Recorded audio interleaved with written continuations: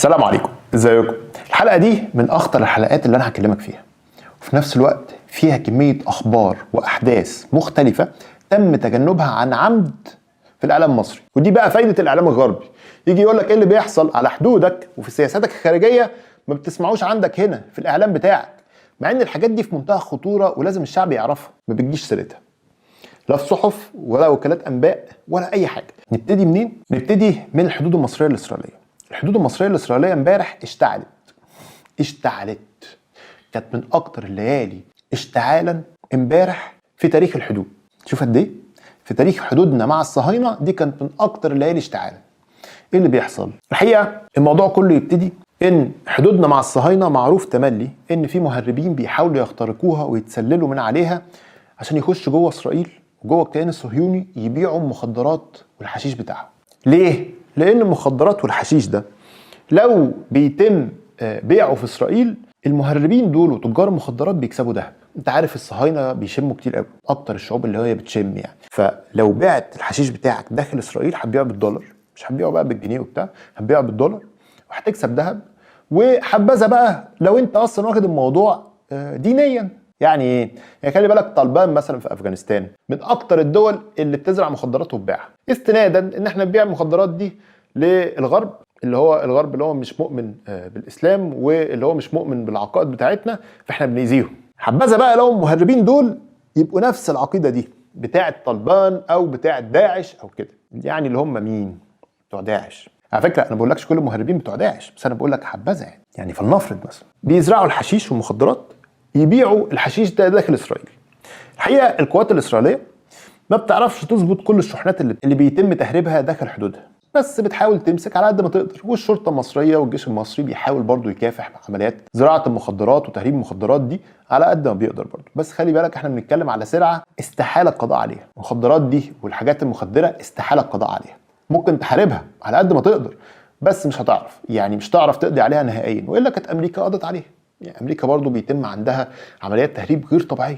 نرجع للموضوع. الجيش الاسرائيلي من ساعه فبراير 2018 ابتدى يكتشف ان الشحنات اللي بيتم تهريبها داخل الحدود الاسرائيليه الصنف بتاعها عالي. خد بالك فبراير 2018 ده لما ابتدى الجيش المصري يشن عملياته على تنظيم داعش داخل سيناء. واربط الكلام، فابتدت القوات الاسرائيليه او القوات الصهيونيه ابتدت تكتشف ان الشحنات اللي بيتم ضبطها ما بتبقاش ماريجوانا او الحشيش اللي هو في المعتاد بيتم ضبطه، لا، ابتدوا يشوفوا ان الصنف جودته بتعلى. مش كده وبس، كميات بتكتر. خد بالك من الكلام هنا ابتدى يبقى خطر. فاللي بيحصل ابتدوا يكثفوا نشاطاتهم على الحدود مع مصر، ده القوات الاسرائيليه، بحيث ان هو يتم ضبط اي حد بيحاول يتسلل داخل الحدود، يا اما بقى يقتلوه يا اما يظبطوه وهكذا. الا ان القوات الاسرائيليه اكتشفت نوع جديد من التهريب. بقى ايه اللي بيحصل؟ تيجي عربيه، خد بالك من الكلام الخطير جدا، تيجي عربيه تمشي في محاذاه الحدود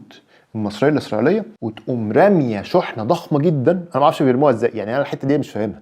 يعني ايه يرموا شحنه 100 كيلو جرام؟ بيقدروا يرموها ازاي تعدي من الحدود او تعدي من الاسلاك الشائكه؟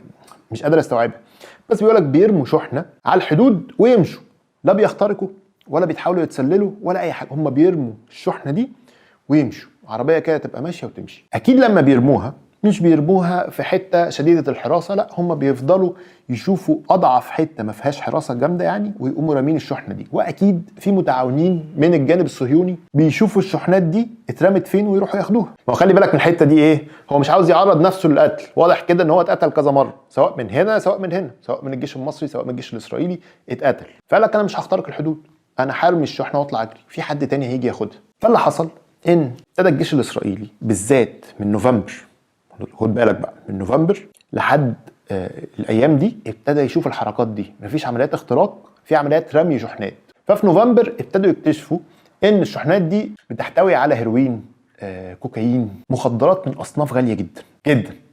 وابتدوا يقبضوا او يمسكوا الشحنات دي على قد ما بيقدروا. فالحقيقه ان الشحنه لما بتترمي في حاجه اسمها شرطه الحدود الاسرائيليه غير الجيش الاسرائيلي. شرطه الحدود بتمشي دوريات كده، فاكتشفوا شحنه مرميه على الحدود الاسرائيليه. فقامت الشرطه دي او العربيه تبع الشرطه دي راحت على الشحنه عشان يشوفوا ايه الشحنه دي، هل مثلا مفرقعات، هل مخدرات، يعرفوا يعني. فنزل 2 ضباط من العربيه يشوف الشحنه، شافتهم كتيبه اسمها كاراكال. كتيبه كاراكال دي هي مسؤوله عن حراسه الحدود المصريه الاسرائيليه. على فكره انا مش جايب الكلام ده من عندي، ده كله طالع من تايم اوف اسرائيل. اول ما شافت شخصين وعربيه واقفه وجنبيها شحنه ضخمه، افتكروا ان هم دول المهربين وبيحاولوا يتسللوا، فقامت الكتيبه الاسرائيليه دي قتلت الاثنين ضباط بتوع الشرطه الاسرائيليه دول، قتلوهم، ضربوهم في راسهم وقتلوهم. ساعتها قامت تحقيقات كبيره جدا جدا بخصوص الموضوع ده، وازاي ان الجيش الاسرائيلي يقتل الشرطه الاسرائيليه. فكان تحقيقات اسفرت كالاتي: ان الجيش الاسرائيلي مش مسموح له ان هو يروح بقوات كبيره جدا على الحدود،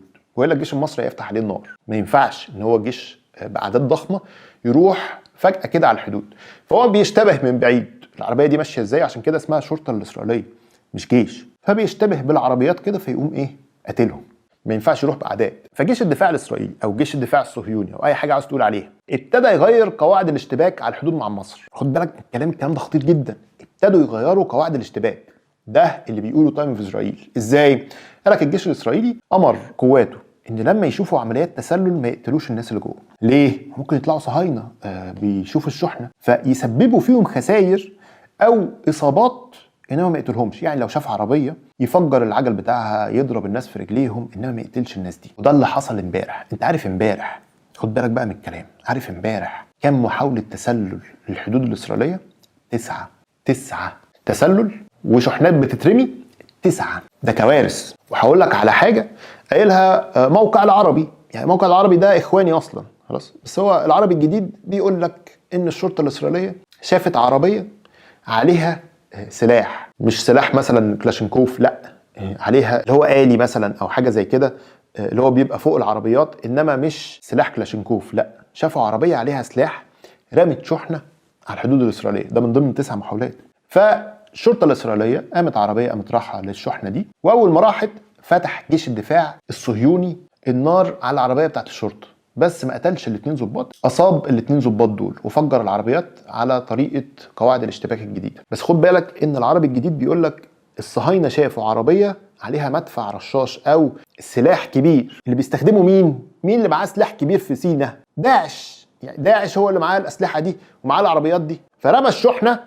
فالصهاينه لما راحوا ضربوا بعض كالعاده، بس الاثنين ضباط ما ماتوش. انا عاوزك تاخد بالك من الرقم ماشي بتاع الشحنه. الشحنه دي تقدر بكام؟ قال لك والله الشحنه او اجمالي الشحنات اللي اتمسكت امبارح 400 كيلو جرام. خد بالك من الوزن، 400 كيلو جرام بكام؟ 2.5 مليون دولار. ثانيه واحده عشان بس ايه يعني نعقل الكلام مع بعض. سواء بقى انت مقتنع بروايه الصهاينه ان كان في عربيه عليها مدفع ميم طه او مش ميم طه او اي نيله سودا، ده حصل او ما حصلش، اللي مثبت الشحنه 2.5 مليون دولار في ليله. طب باقي الليالي بيحصل فيها ايه؟ ده حاجه. تاني حاجه 2.5 مليون دولار ده اللي اتمسك. طب اللي ما اتمسكش قد ايه؟ يا جماعه المخدرات دي مش كلها راحه لعصابات، المخدرات دي راحه لمين؟ داعش. داعش لما يجي له فلوس الظاهر كده ان داعش يعني اتخنق جامد، فهيقوم يعمل ايه؟ هياخد الفلوس دي هيجيب بيها سلاح. ولو جيت تفهمني ان مصر قفلت جميع المنافذ، الفلوس بتفتح اي منفذ، مش رشوه، لا، بس هتلاقي السلاح اللي انت عاوزه في اي بلد تانية حوالينا. معاك فلوس هتلاقي. عاوز تفهمني يعني ليبيا فيهاش عصابات عندها اسلحه؟ عندها. ده انت داخل مصر عندك عصابات بتبيع سلاح. عاوز تفهمني ان هم مش هيبيعوا سلاح؟ هيبيعوا سلاح، صحيح مش سلاح متطور بس حاجه مهمه. عمليات تهريب المخدرات دي خطر علينا احنا، مش خطر على الصهاينه. يعني الصهاينه مش ده الجزء اللي بتكلم فيه، انا بتكلم الفلوس اللي هتجيلنا دي او هتيجي للمهربين، شوف هيعملوا فيها ايه. ده نفس فكر طالبان وداعش والحتت دي. لازم الجيش المصري يشوف حل في عمليات التهريب دي. انا مش واقف عند ان الجيش الاسرائيلي ضرب في الشرطه الاسرائيليه موتوا ناس ولا موتوش ناس، الحادثه دي لا تعنيني. الاثنين على بعض يموتوا بعض، انا مش فارقه عندي. انا فارقه عندي الفلوس اللي داخله لنا دي او اللي داخله البلد دي هتروح فين. خلاص ده حاجه.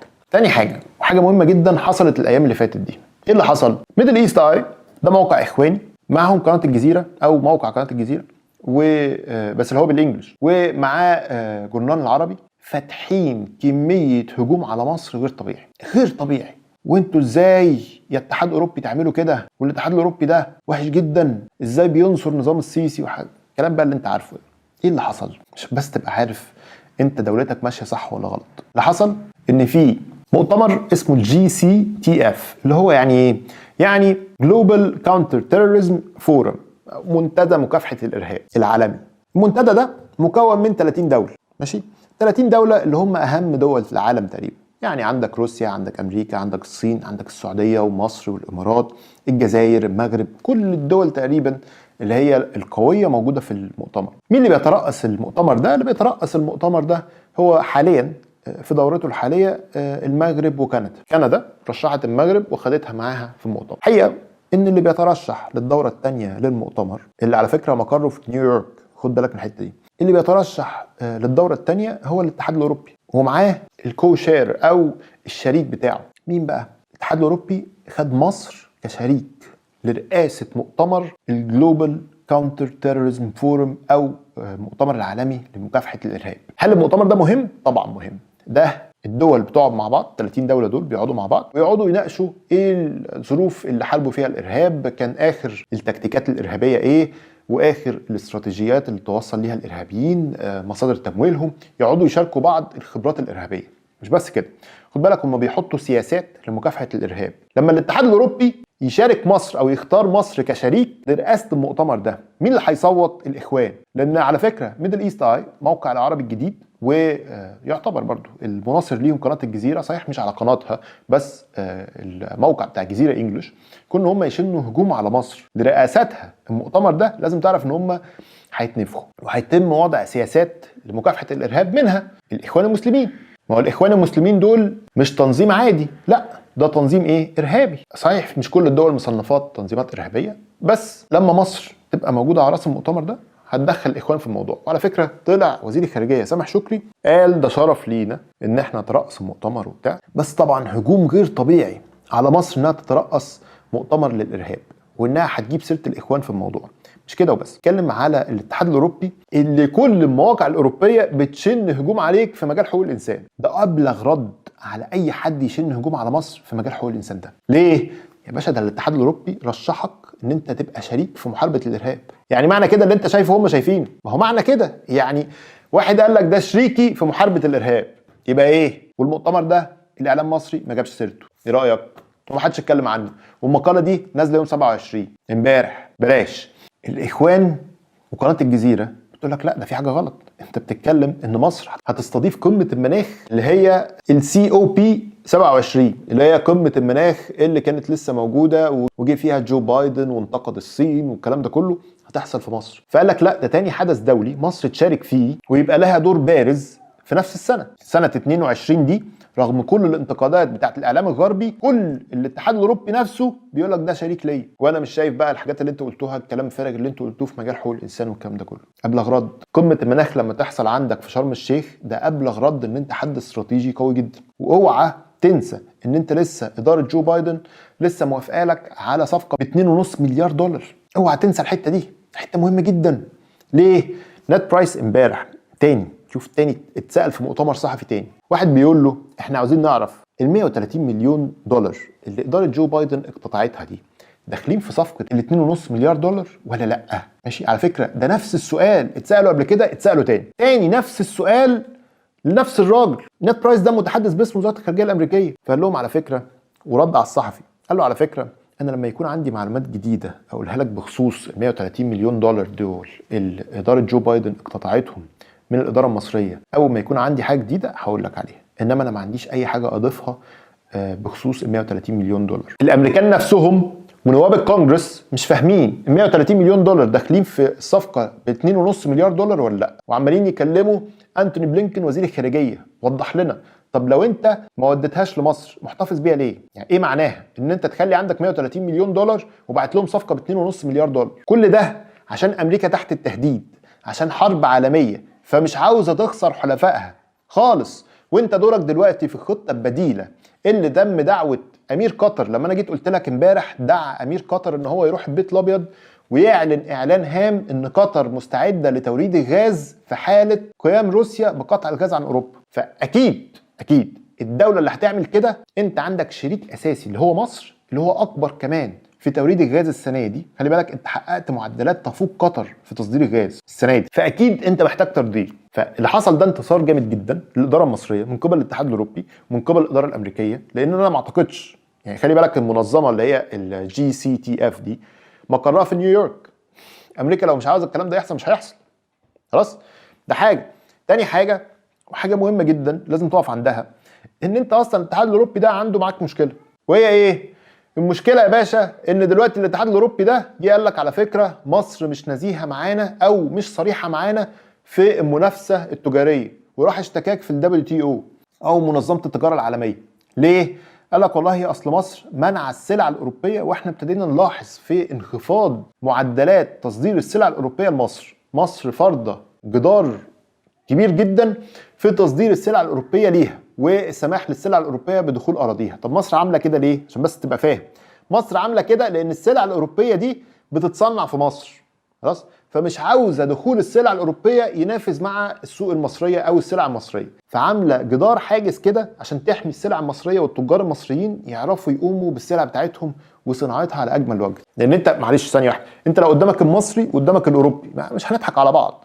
بص انا صريح معاك، قدامك سلعه مصريه قدامك سلعه اوروبيه، هتعمل ايه؟ هتشتري الاوروبي، يقول لك ده جودته احسن، لحد ما المصري يشم نفسه والجوده بتاعته تبقى جيده. ده اللي عاوزه مصر تعمله والحكومه عاوز تعمله، انها تحمي المنتج المصري لحد ما يبقى في نفس جوده المنتج الاوروبي، وساعتها هدخل يا عم المنتجات الاوروبيه. الاوروبيين قال لك لا. انت عارف التقرير اللي طالع بيقول لك قد ايه نسبه الانخفاض؟ بيقول لك لاحظنا 40% انخفاض في بعض السلع. 40% ده رقم ضخم جدا جدا. فقال لك الحكومه المصريه مش نزيهه او مش صريحه في منع دخول منتجات اوروبيه لاراضيها، وشكوى وقدمها في منظمه التجاره العالميه. وبص بقى على اللي بيحصل عندك، منها مقدم فيك شكوى ومنها واخدك شريك ليه للGCTF. على فكره اللي مؤيد الدعوه دي بتاعت الاتحاد الاوروبي ان انت تبقى شريك معاه في رئاسه المنتدى العالمي لمكافحه الارهاب فرنسا، لان فرنسا هي اللي بترأس مجلس الاتحاد الاوروبي حاليا. فهي دي، مش انا برضو اللي بقول، على فكره هم اللي بيقولوا، هي دي صاحبه الفكره. وماكرون هو صاحب الفكره ان يدعو السيسي او يدعو مصر تبقى شريك لرئاسه الGCTF او منتدى مكافحه الارهاب العالمي او الدولي. في الاخر دي كانت ابرز الاخبار اللي مش هتسمعها في الاعلام المصري، محدش جاب سيرتها خالص. وده انتصار رهيب جدا جدا سياسيا خارجيا، ردا على ادعاءات جريده الجارديان البريطانيه اللي قالت لك في تعذيب في السجون والفيديو اللي طلع والكلام الفارغ ده، والولد اللي قاعد بره اللي عمال يكلم الجرايد الاجنبيه ده ويكتب مقالات. ردا على كل الحاجات دي مصر انتصرت. انت ماشي صح وهنفضل ماشيين صح، مش افضل حاجه مش اعظم حاجه، بس ماشي صح، ان شاء الله هنوصل ان شاء الله. ويا رب ننصر مصر. تحيا مصر. على فكره الحلقه الجايه مهمه جدا. سلام. يا محروسة بسيف شاطر وسيف حارس عليك يمين، ومن فوق السما السبع